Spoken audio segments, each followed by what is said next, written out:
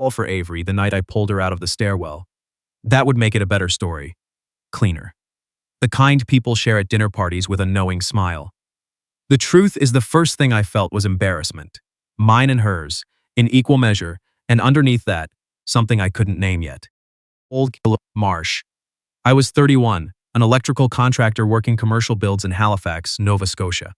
I'd spent 6 years rewiring old office towers and parking structures, the kind of work where you show up before anyone else does and leave, after the building has already forgotten you were there. I liked it that way. Invisible work. Honest outcomes. A breaker either holds or it doesn't. I lived in a 2-bedroom in the North End, the kind of apartment where the windows fog in October and don't really clear until May. My sister said I used the 2nd bedroom as a storage unit and called it character. She wasn't wrong. I had been single for 2 years by the time that October happened, not dramatically single, not broken-hearted single, just the kind of alone that stops feeling like a gap and starts feeling like load-bearing. The night I found Avery, I was finishing a late walkthrough on the 4th floor of a half-renovated heritage office building on Barrington Street. The developer had hired us to bring the electrical up to code before the new tenants moved in. I had been there until 8 most nights that week, which was fine with me. A fundraising gala happening in the lobby atrium, one of those commercial real estate charity things, where everyone wears the same blazer in different colors, and the wine costs more than my daily rate. I had no interest. I had a flashlight, a junction box that had been wired in 1987 by someone who apparently hated future electricians, and a thermos of coffee. Buzz. I was heading down the east stairwell around 9 when I heard it. Not a crash. More like a controlled failure. The sound of someone trying not to make a sound while something was going wrong. It was on the landing between the 3rd and 2nd floor. Sitting with her back against the wall, one leg extended, one hand pressed flat against the floor, like the concrete was the most trustworthy thing in the building. She was wearing a dark green dress and one heel. The other one was on the step below her, lying sideways like it had given up. I stopped. She looked up. Her eyes were brown and sharp and embarrassed, not frightened. Embarrassed, which is different. Fine, she said before I said anything at all.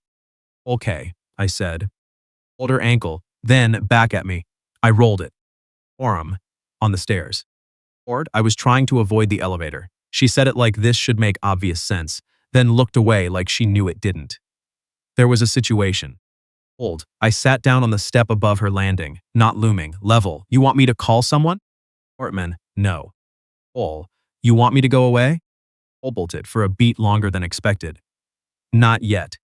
I stayed. I set my thermos on the step beside me. She looked at it. I offered. She accepted. That was how it started.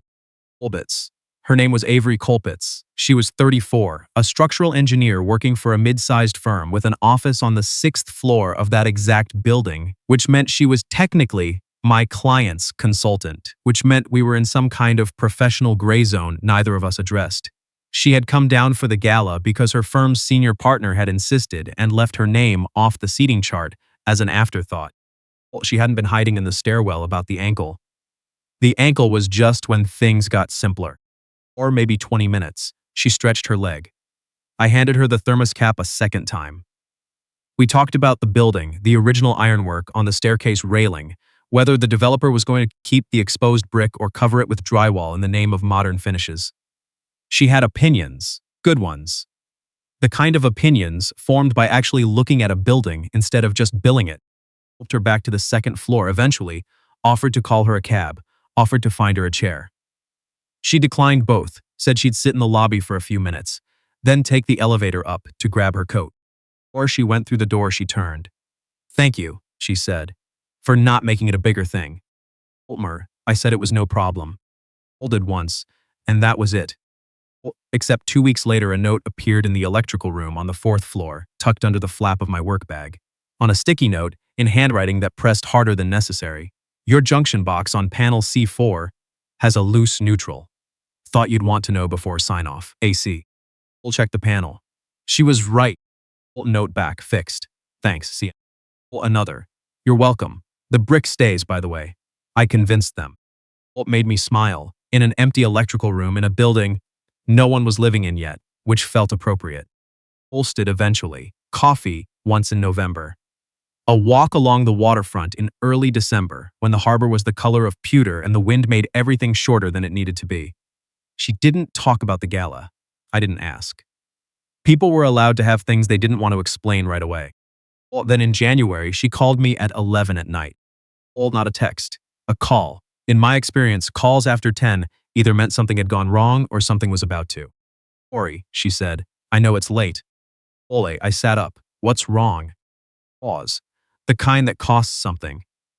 I need to think through something out loud, and I don't want to talk to anyone in my life right now. Or, okay, told you everything about why I was in the stairwell. So, or, I waited. Was a man at the gala, she said. Patrick Summerfield. He's a partner at a development firm. He and my senior partner have a working relationship. A breath. Patrick and I dated for about a year. I ended it in September. Well, kept my voice even. Okay. Fine. Publicly, professionally. He's very good at being fine publicly. She paused. But tonight he came to the office unannounced. I was working late. He wanted to have a conversation about whether I was really certain about my decision, whether I'd thought it through properly. He used the phrase thought it through properly. Oler, what did you say? Well, I said yes.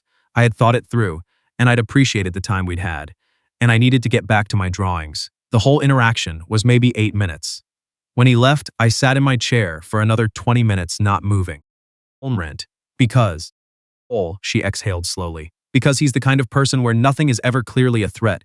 Everything is phrased as concern. Everything is phrased as caring about my well-being. And by the time he leaves the room, you can't point to a single specific thing and say, that was wrong. You just feel it. Old. I understood that more than I expected to.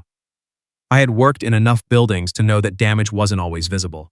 Sometimes the wiring looked fine, and you had to measure the current to find what was eating the load. Old me, I said, not a friend. Orens, no Patrick. Some of them like him. I don't want to have a conversation that ends with someone saying, well, he means well. Oh, I don't know him, I said. Oh, she said. That's why. Hold the phone for an hour. I didn't try to fix it.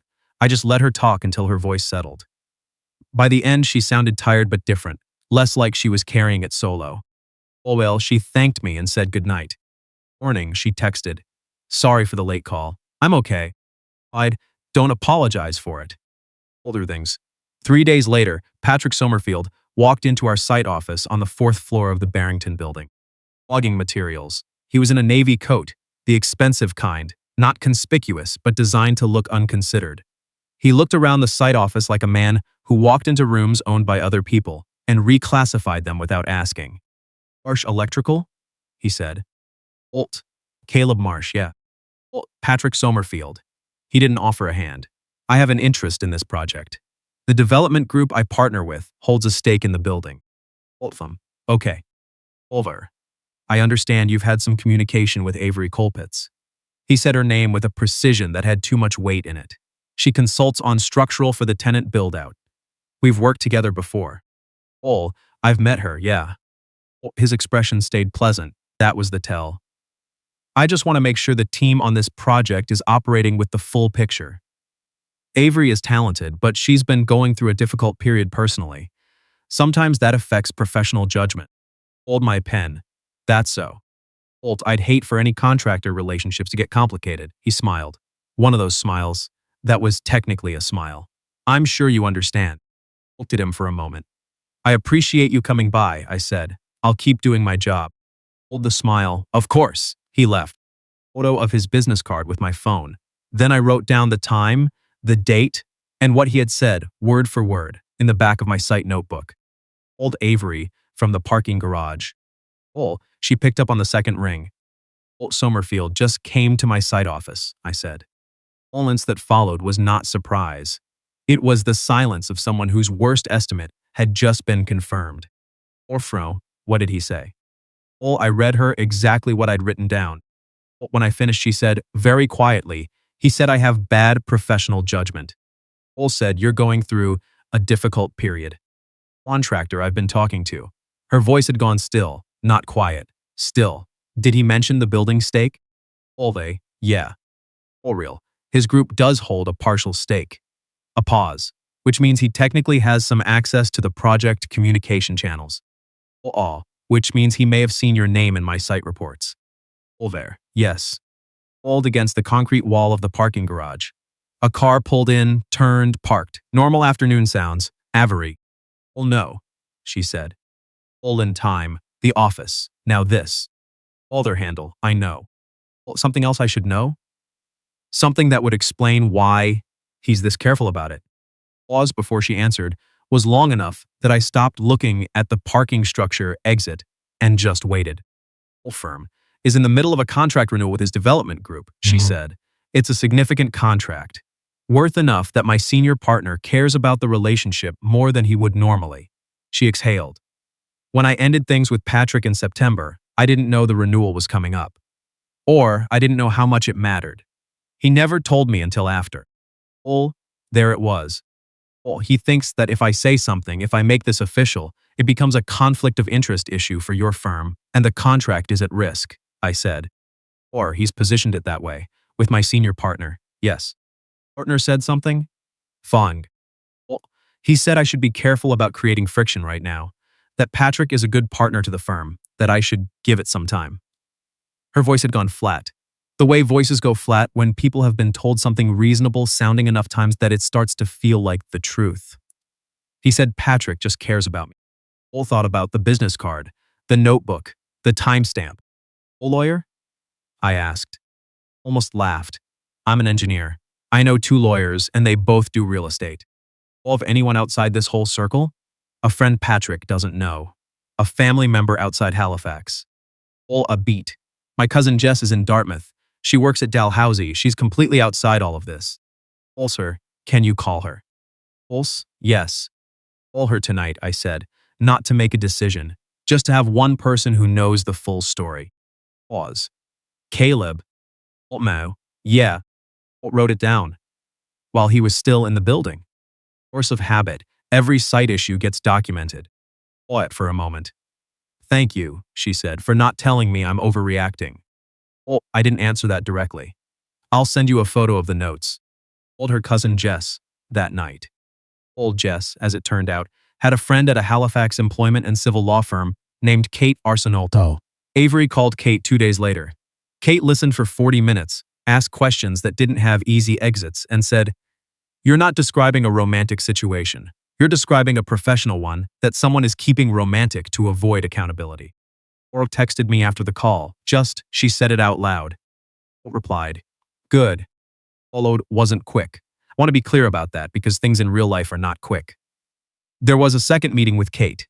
There was a careful, documented conversation between Avery and her senior partner, with Kate present, during which the senior partner's face went through several stages of understanding things he had preferred not to understand. There were emails, there were timestamps.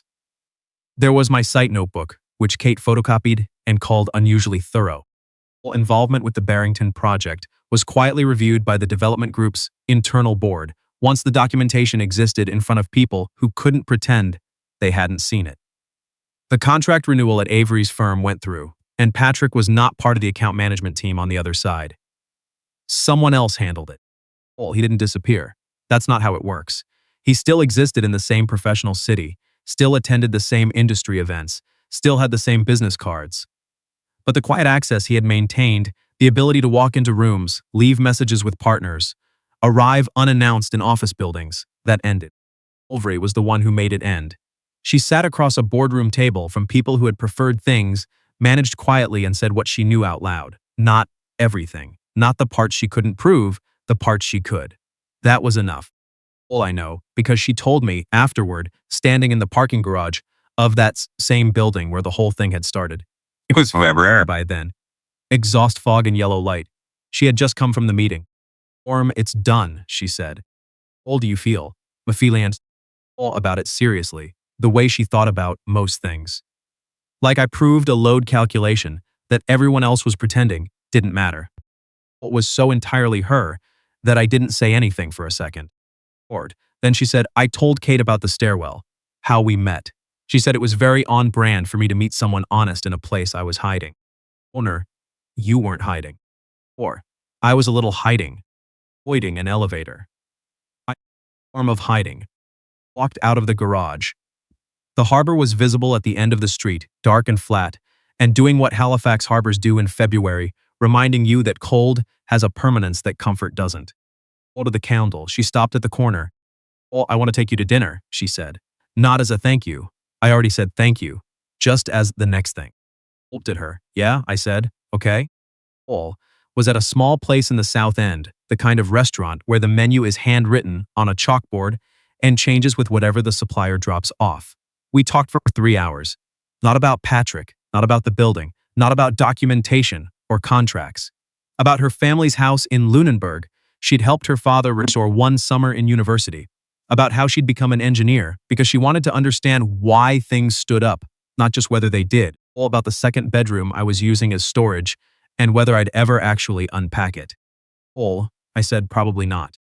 Olveo, she said that tracked. All for each other dramatically. That matters.